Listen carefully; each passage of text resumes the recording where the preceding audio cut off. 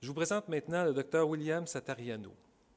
Dr Satariano détient un doctorat en sociologie ainsi que des maîtrises en santé publique et en sciences du comportement. Il est professeur d'épidémiologie de santé communautaire à l'École de santé publique de l'Université Berkeley en Californie. Entre 1980 et 1989, il a œuvré à titre de directeur adjoint de la section épidémiologie de la Fondation du cancer du Michigan. Ses intérêts de recherche incluent l'épidémiologie du vieillissement et des incapacités, la survie au cancer et la réadaptation, l'activité physique et la santé, de même que les effets de l'environnement social et bâti sur la santé et le fonctionnement. Il a mené plusieurs études épidémiologiques à titre de chercheur principal. Dr Satariano est membre du comité éditorial du Journal of Aging and Health. Il a publié The Epidemiology of Aging, an Ecological Approach en 2006. Dr Satariano est actuellement chercheur principal d'une étude nationale examinant les facteurs environnementaux associés à la marche chez les populations aînées des États-Unis. Le titre de la conférence, « Vieillissement et santé publique, le bien-fondé d'une approche écologique ». Après avoir brièvement posé le vieillissement en tant qu'enjeu de santé publique, le conférencier présentera le modèle écologique et discutera de son bien-fondé en santé publique et dans le contexte particulier, l'intervention auprès des aînés. Un exemple d'application sera également évoqué. Je vous informe que la conférence du Dr Satariano sera prononcée en anglais. Il est possible de se procurer des appareils pour bénéficier de la traduction simultanée. Je vous invite à le faire évidemment dès maintenant. Vous pourrez poser des questions au Dr Satariano en français. Lui-même disposera de l'appareil pour assurer sa compréhension. Je vous informe également qu'à 10h15, nous nous déplaçons vers les différentes salles. Il n'y a pas de pause café pour qu'on puisse commencer vraiment à 10h30.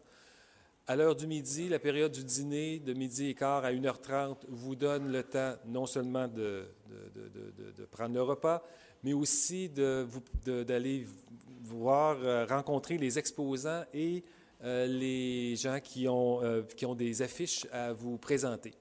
Je vous invite aussi à faire le choix de la meilleure affiche et de participer donc au concours à cet égard. Dr. Satariano, if you please.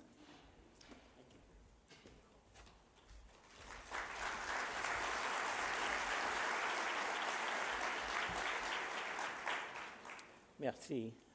Bonjour. I'm quite honored to be invited to participate at this very important meeting in this very beautiful city. So thank you very much. Today, as the slide indicates, I'll be speaking to you about aging and public health and why an ecologic approach is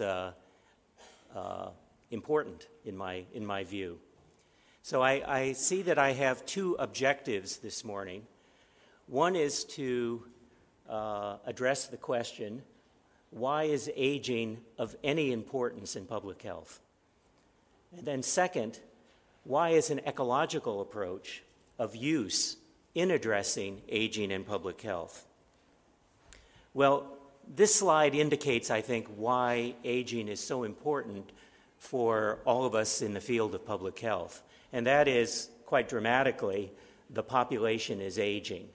It's not just aging in Canada, it's not just aging in the United States, but aging is taking place globally. The human species is aging. There are more older people alive today than at any other time in human history. And this, as I'll try to indicate to you this morning, has dramatic implications, I think, for all aspects of society. In this slide, we see the percentage of people aged 65 and older in different regions of the world at different points in time. As you can see in the first column, in the year 2000, 14% of the population of Europe was 65 and older. Of course, there's dramatic variability within Europe, but overall, 14% of the population in Europe was 65 years of age and older. In North America, 12.6%, and in Asia, again, tremendous variability, but overall, 5.9%. If we look just 20 years into the future, in 2030, the expectation is that in Europe, 23.1% of the population will be age 65 and older, just over 20% in North America, 11.9% in Asia, and then in 2050, somewhat of a leveling, but 28.6% in Europe, 20.7% in North America, and 18% in Asia. The rate of aging is also accelerating quite dramatically. The World Health Organization uses a very important statistic, I believe, to indicate how quickly aging is taking place. And the statistic reflects the number of years it takes for a country to move from a state in which 7% of its population is 65 and older to a doubling of 14%. Look at these figures, it's quite dramatic. In France, it took 115 years for that population, that country, to move from a situation in which 7% of its population was 65 and older to 14%. And that took place between 1865 and 1980. In Japan, it only took 26 years, from 1970 to 1996. In Chile, the expectation is that it will take about the same amount of time, 30 years. But look at Tunisia, a country that we consider very much of part of the developing world. And the expectation is that it will only take 15 years for that population to go through this dramatic doubling between the expectation is between the years 2020 and 2035. This slide is such an important, reflects a very important trend, and it would be the subject of a separate presentation as to why that's taking place. In part, it's due to just the dissemination of innovation, the dissemination of public health measures that help to enhance life expectancy. So not only is the population aging, but it's aging much more quickly, and it's occurring not only in the developed world. We often associate aging in the developed world, but what the future holds is aging globally, and most dramatically in the developing world. And it has its own set of unique, interesting public health challenges associated with that aging process. So the aging of the population will have dramatic implications for all aspects of society. It will certainly have economic implications, as evidenced by the controversy surrounding age at retirement and the sustainability of pensions, as we know, is taking place in France and Greece and certainly throughout particularly the developed world. And associated with that will be dramatic political implications and the controversies and debates surrounding these issues. Dramatic social implications as well. Debates about euthanasia and the viability of an older population, the usefulness of an older population. All of those debates will be taking place. Young people today, there'll be more younger people today that will not only know personally their grandparents, but their great-grandparents. Think about the implications of that. And when we think about social support, we're often, with regard to thinking about the sustaining of an older population, we always think about the support that older people are requiring. As we think about the aging of the population, we also need to consider what older people contribute and what support they provide. And economists, global economists, are very interested in economic transfer. There is a transfer of wealth from older people to younger people, so that has to be figured into the equation. Very interesting process. But for those of us in public health, one of the most interesting issues is the implications of an aging population for health services and public health itself. I certainly don't have to speak in detail to this audience about the relationship between chronological age and the incidence and prevalence of chronic health problems. We know that there's a very strong relationship. With increases in chronological age, we have an increase in the risk of many of leading chronic conditions, coronary heart disease, the leading forms of cancer, most notably breast cancer and prostate cancer, also colorectal cancer, very much associated with age, and also injuries secondary to falls and automobile crashes. Falls represent one of the leading causes of accidental death in older populations. It's a critical issue. And older people are also at elevated risk from injury and death associated with automobile accidents, both as the driver and also the passenger. So aging is associated with an increase in the magnitude and the complexity of health conditions. There are more older people living today, not only with single conditions, but with multiple chronic conditions.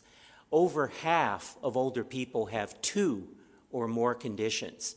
And if we look at women and ages 80 and older, 70% of those women have 2 or more conditions. So when we think about aging in public health, it's probably more complicated than we think of or look at, see when we take a first glance. It's not just the increase in categorical individual conditions, but it's the multiplicity and the complexity of those conditions that require our attention. And this, of course, the complexity of health conditions is also associated with the complexity and costs of health services and long-term care. So the challenge that we face as public health professionals is to come up with new ideas, quite frankly, to develop strategies to preserve and promote health and functioning in aging, and not only aging, but an aging in an increasingly diverse older population. Now, let me just make one point about that. In the United States, the population, for example, is not only aging, but it's becoming more ethnically diverse. There's a dramatic increase in the Latino population, in the Asian population, in the African American population. Those populations are aging. And we know that those populations are at elevated risk for particular conditions. The Latino population, for example, is at elevated risk for diabetes. So if those patterns hold, we know that with the aging of that population, we can expect an increase in that condition, often coupled with other conditions as well. So what's the saving grace? It sounds like for so early in the morning, this sounds to be such a depressing presentation. But I think there is a saving grace. And that saving grace is the recognition that there's tremendous variability among people of the same age. Not all older people suffer from chronic health problems. Some older people are in better health than others. And this fact, I think, provides the entree, another French word that I'm able to say. This fact provides the entree for better research, practice, and policies in public health. There's a field of attention in public health called healthy aging.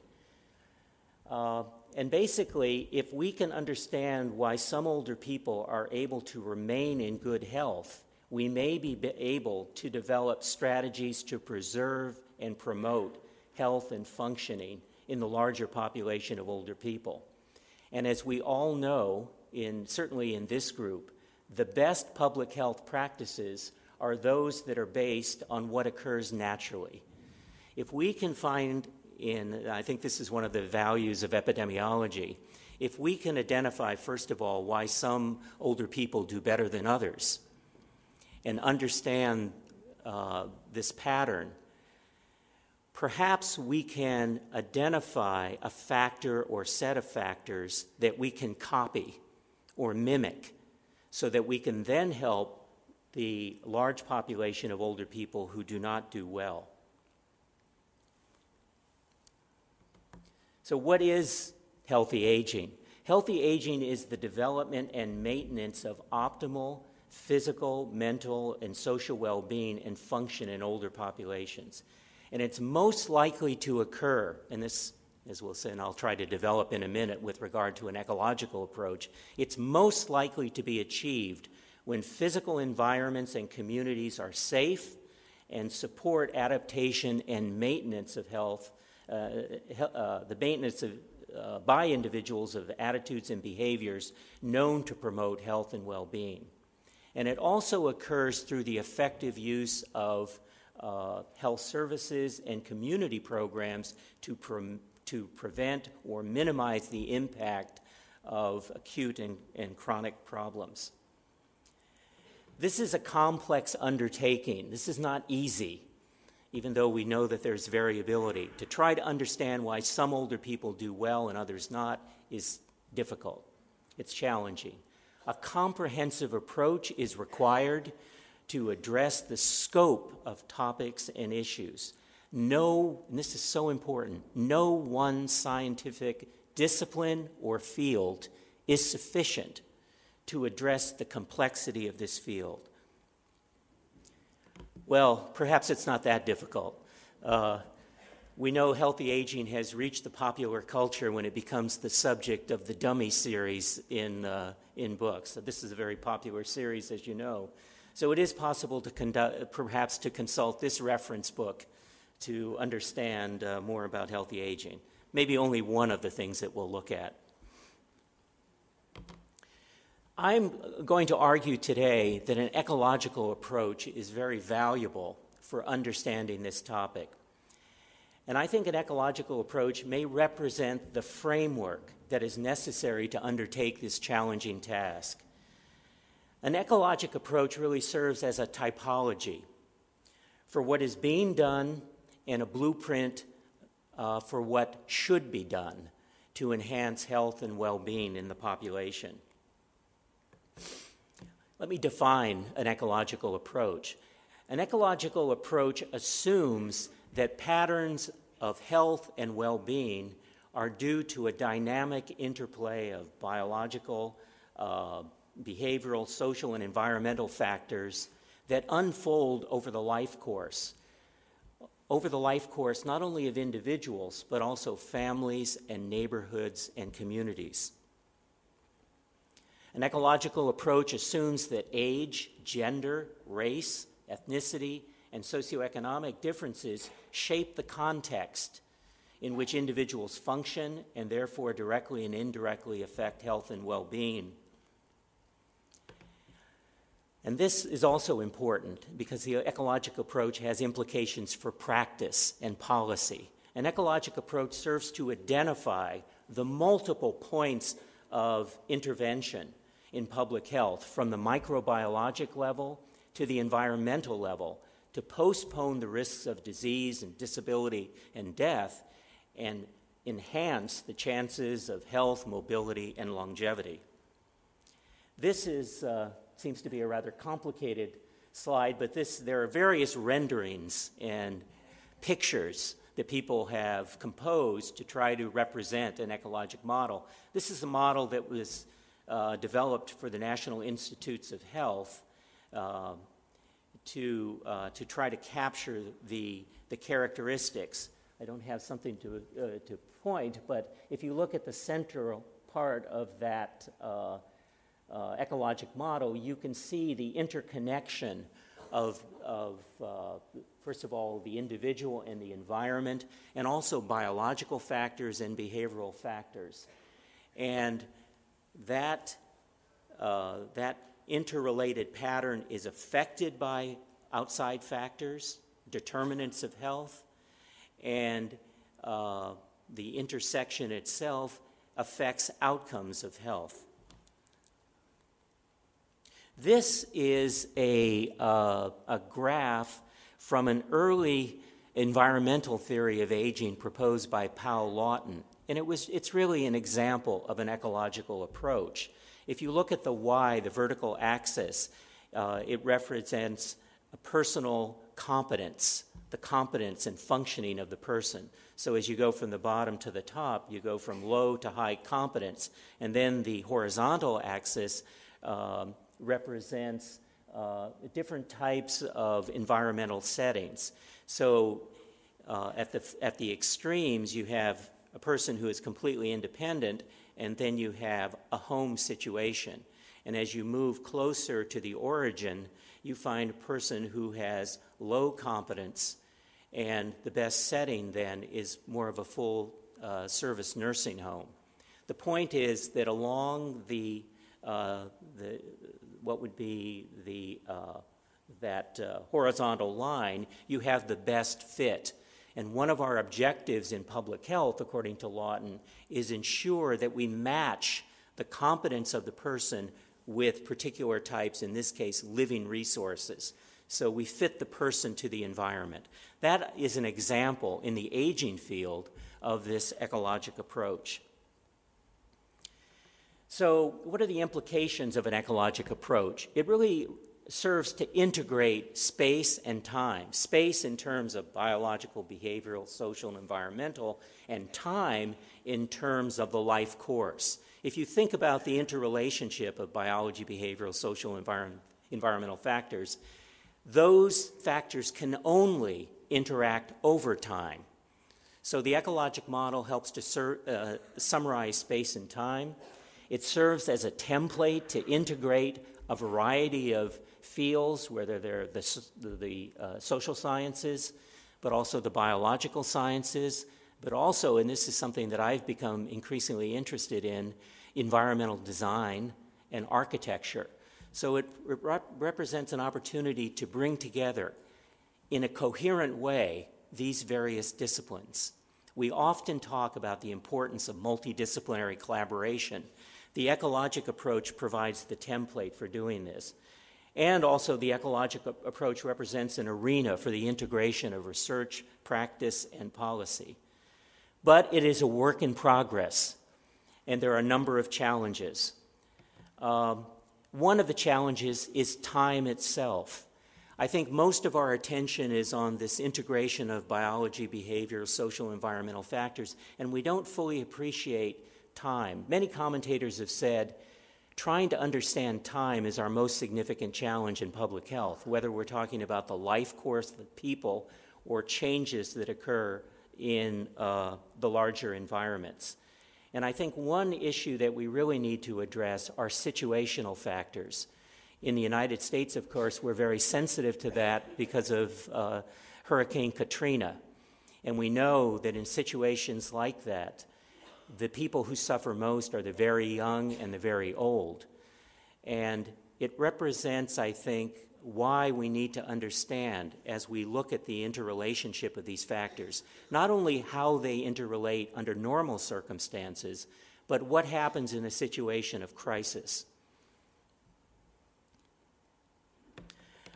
We also need to consider the strengths and limitations of focusing on one population group. I'm talking to you today about aging.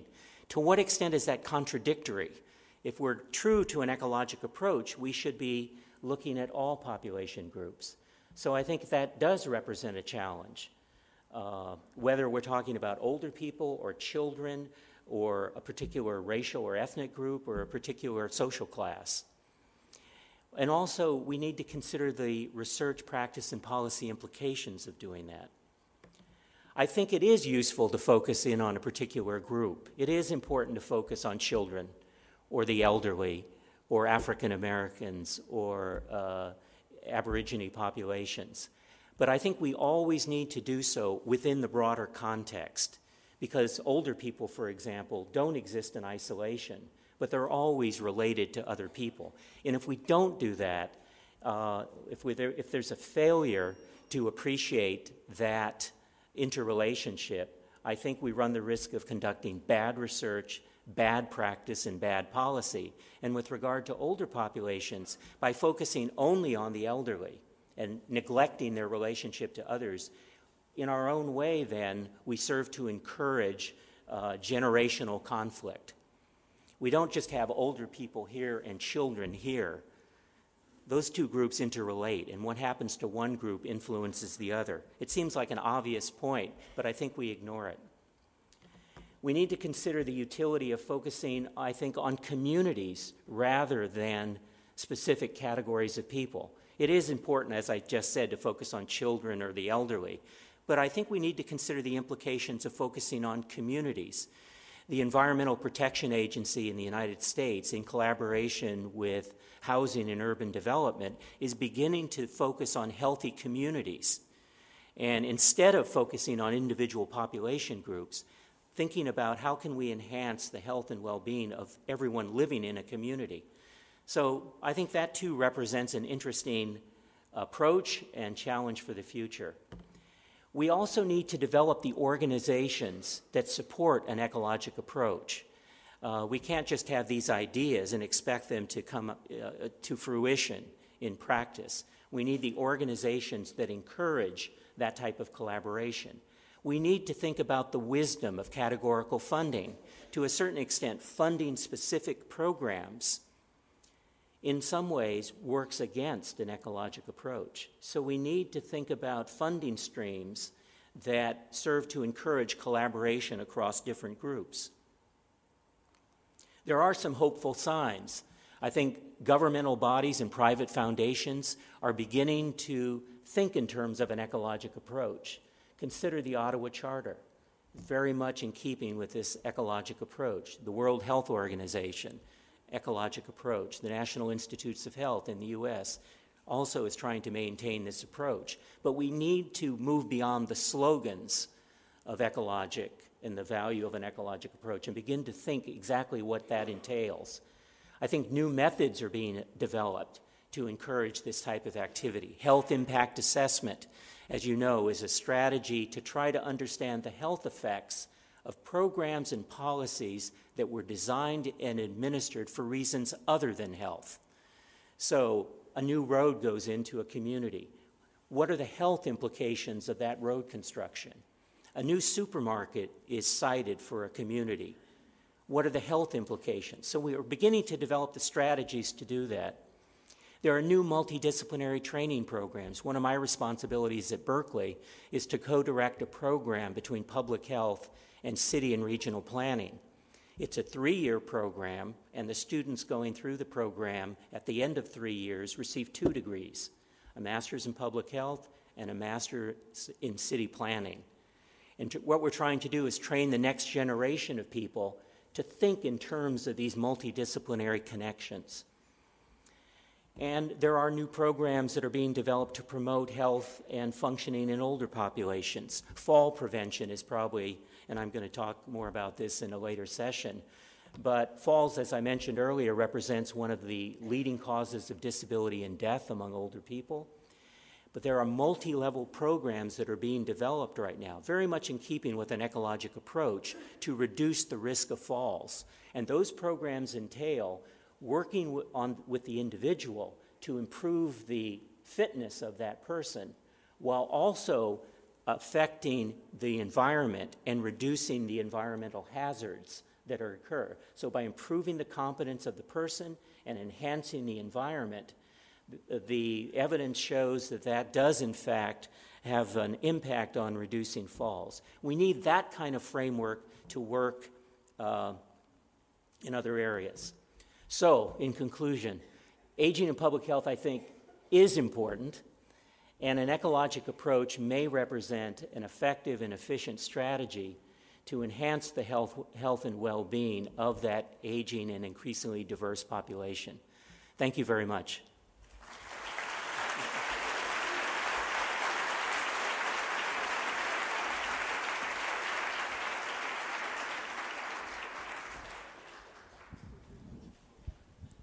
Thank you very much, Dr. Satariano. Merci pour ce brillant exposé qui nous illustre de façon si convaincante les défis de santé publique dans un contexte de population vieillissante. Vous nous avez montré à quel point, avec une approche écologique, avec une collaboration intersectorielle, multidisciplinaire, on peut en arriver à passer d'un paradigme soigné à un paradigme améliorer la santé sans négliger l'importance des soins de la population. Et avant de passer la parole à l'auditoire, j'aimerais vous poser une première question à cet effet-là. Les gens peuvent être tout à fait convaincus que le vieillissement en santé passe par un ensemble de conditions qui permettent, environnementales, politiques et autres, qui permettent l'amélioration, le maintien, l'amélioration même de la santé des populations âgées. Mais au moment où les soins de santé coûtent si cher, comment réussir à convaincre des gestionnaires que malgré toute la pression et le coût important de la prise en charge des personnes âgées qui ont des problèmes de santé, il est quand même possible de passer d'un paradigme de soins à un paradigme qui inclut le vieillissement en santé. Comment réussir en situation où les urgences demeurent toujours les urgences, d'en arriver à passer, à shifter, à passer du vieillissement en santé comme priorité de santé publique et comme priorité pour un système de santé?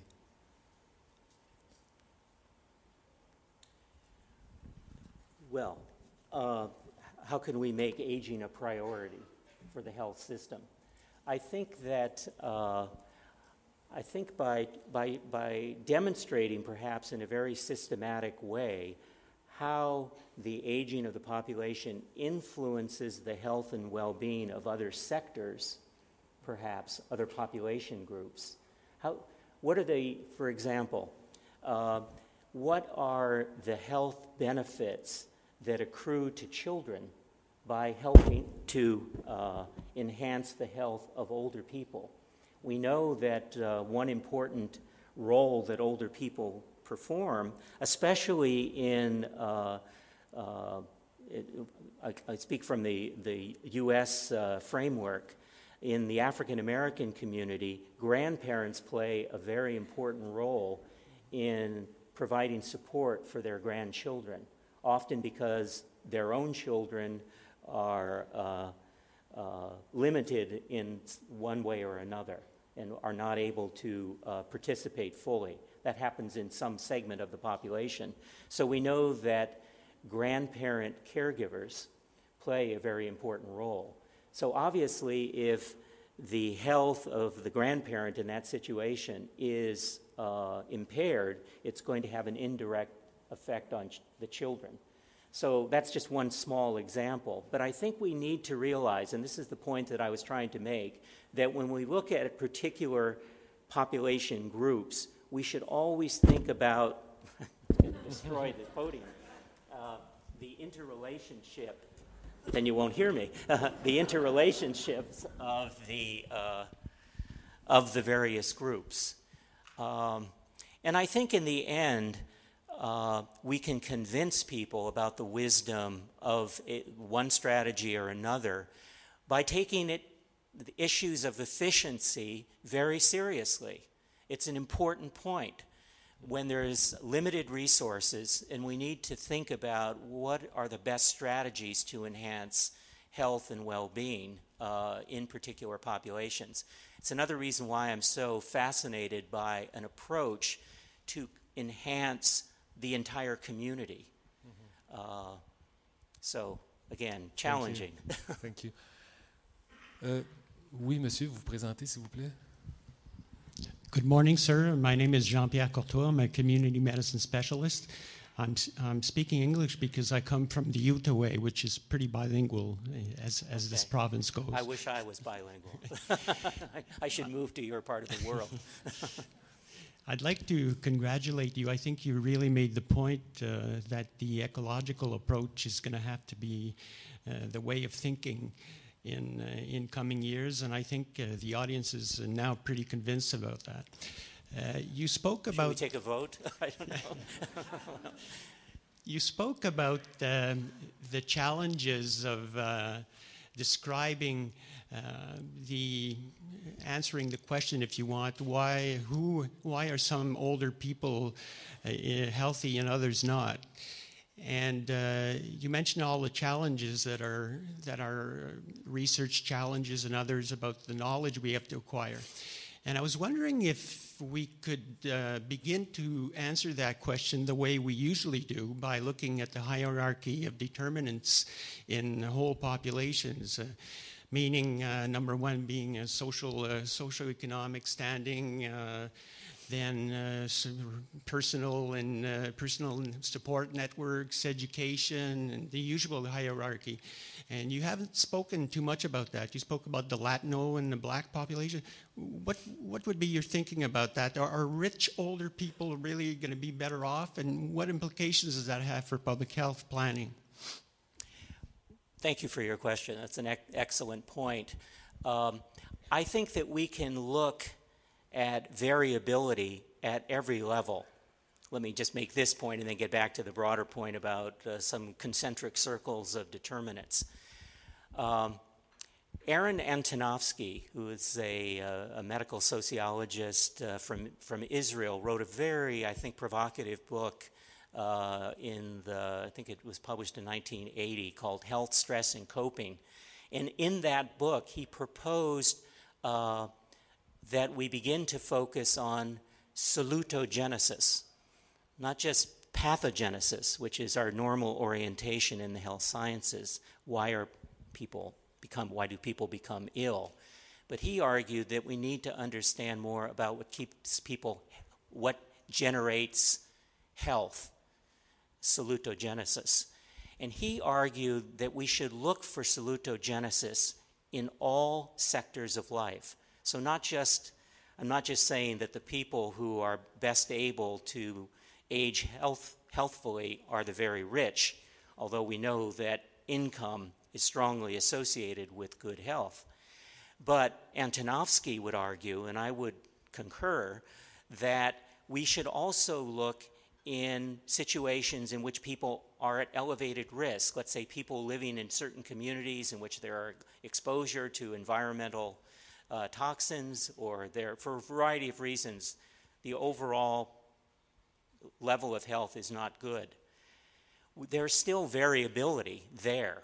So even in that extreme situation, we can look to see who are the people who can maintain their health in that kind of population.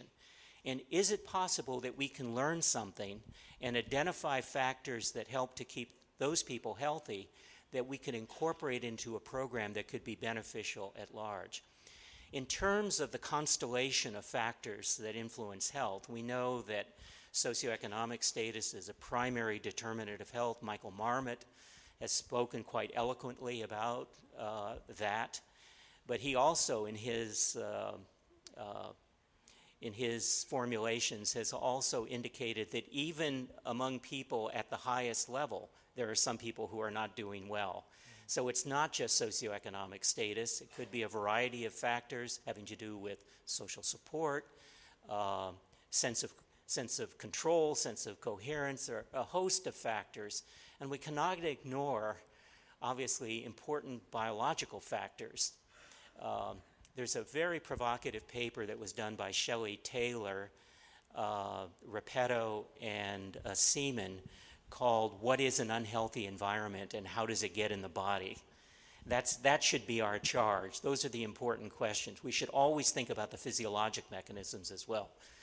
Long term, one of the complaints my students have is they'll ask a very short question and I'll drone on and on, so I apologize. Thank you. Deux courtes questions. Je vois deux personnes au micro, peut-être trois. Courte question, courte réponse. Short answers, short questions. Okay, I'll try. Oui. Tout d'abord, un gros merci à monsieur d'affronter le froid, de quitter la chaude Californie pour venir nous voir ici au Québec. Question. J'apprécie beaucoup l'approche écologique. J'ai bien aimé l'exemple des aménagistes qui étaient aussi des personnes sensibles aux aînés. On a ici là, une initiative au Québec que je trouve vraiment intéressante dans ce sens-là. C'est Villes et villages amis des aînés, justement où on fait des adaptations, là, des infrastructures municipales pour pouvoir permettre aux aînés d'être actifs plus longtemps. Ma question est, pourriez-vous... I thought something was wrong. The question is coming. I'm so sorry. Est-ce que ce serait possible de nous donner quelques exemples où la dimension intergénérationnelle est intégrée pour justement faire des ponts et permettre des avantages à plusieurs couches de la société en termes d'âge? Donc, des exemples qui impliquent une approche intergénérationnelle.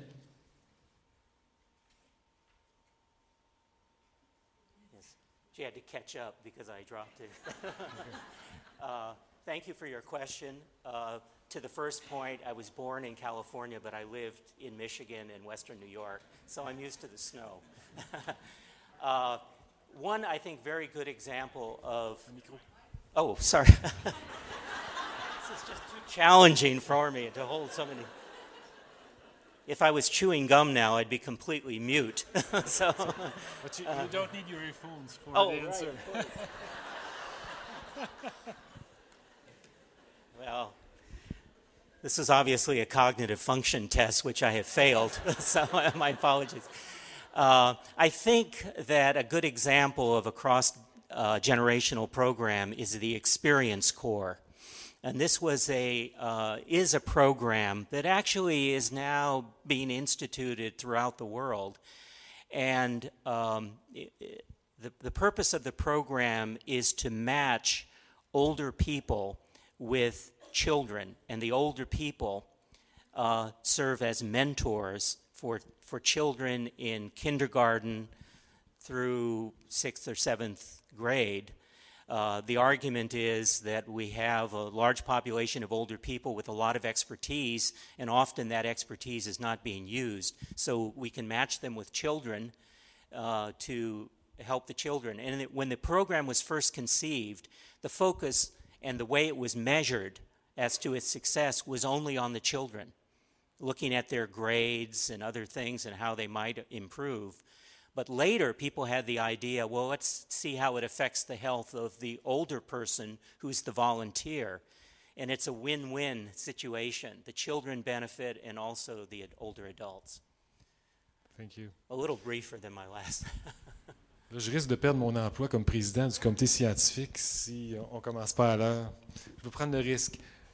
Oui, madame, vous présentez, s'il vous plaît. Lucie Lapierre, Québec en forme. Une question très pratique et qui a besoin d'encouragement ici. J'aimerais savoir combien d'années ça a pris en termes de négociation entre les facultés d'urbanisme et de médecine sociale et préventive pour avoir un programme conjoint au niveau de la maîtrise. Et est-ce que c'est le seul cas en Amérique du Nord? Sinon, est-ce que c'est une tendance? Pouvez-vous expliquer un peu?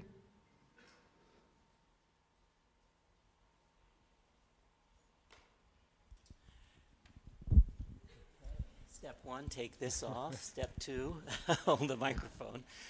Thank you for your question. The program at Berkeley actually has been in existence for some decades, but it was very few people were interested in the program. We just happened to have several faculty members in public health and city and regional planning who were friends, and they decided to develop this program, but it didn't attract many students.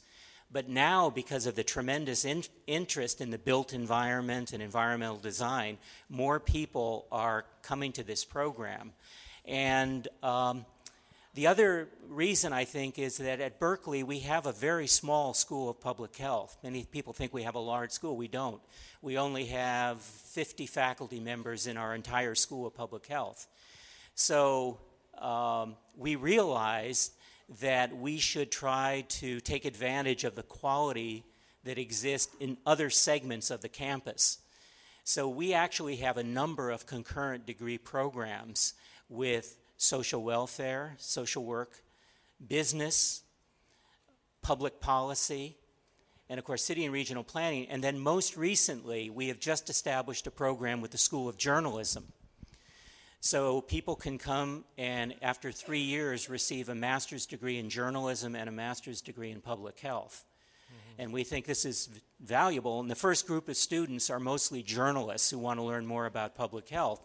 But I think in the future, we're going to have more public health students coming in to learn the skills of journalism to better communicate for reasons of health promotion and health education. C'est vraiment très, très intéressant. Ça nous donne le goût d'aller faire ces maîtrises combinées.